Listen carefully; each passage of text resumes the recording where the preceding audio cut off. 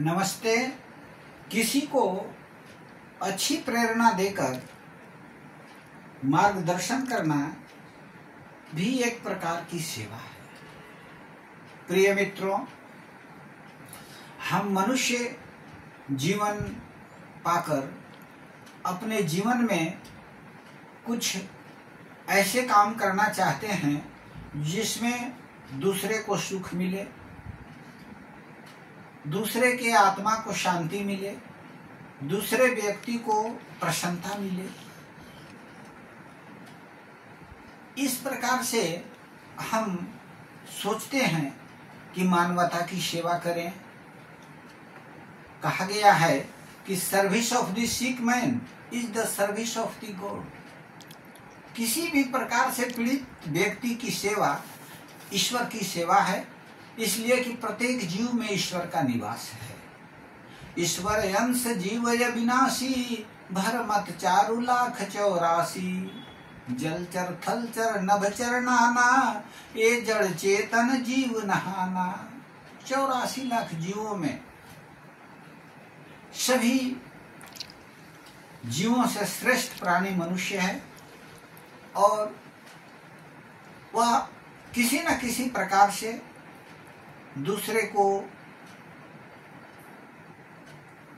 अच्छा देखना चाहता है, दूसरे की भलाई करना चाहता है। सभी प्रकार की सेवाओं में से एक महत्वपूर्ण सेवा है अच्छी प्रेरणा देकर किसी का मार्गदर्शन करना भी एक प्रकार की सेवा है।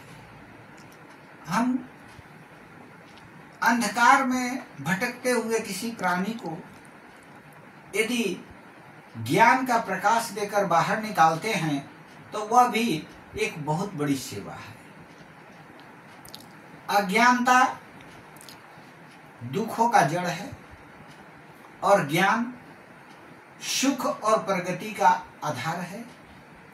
इसलिए यदि किसी का मार्गदर्शन हम करते हैं और वह अंधकार से प्रकाश की ओर आता है तो हमें बहुत संतुष्टि मिलती है और यह एक बहुत बड़ी सेवा है।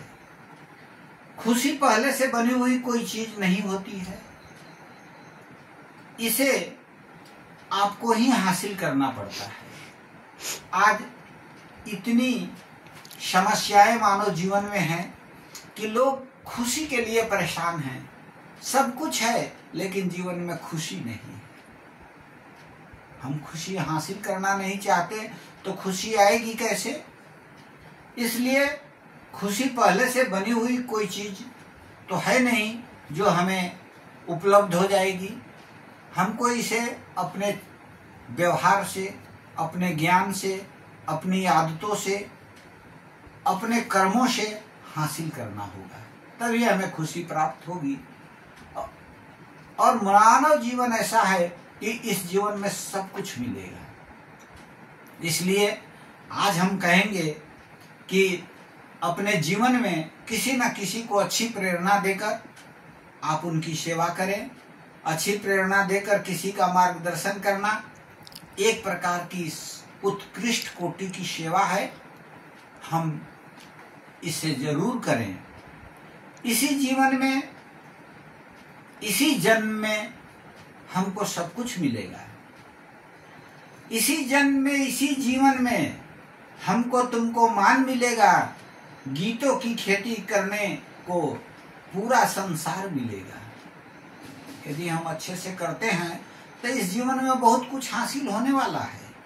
क्लेश जहाँ है फूल खिलेगा, हमको तुमको मान मिलेगा। फूलों की खेती करने को पूरा संसार मिलेगा।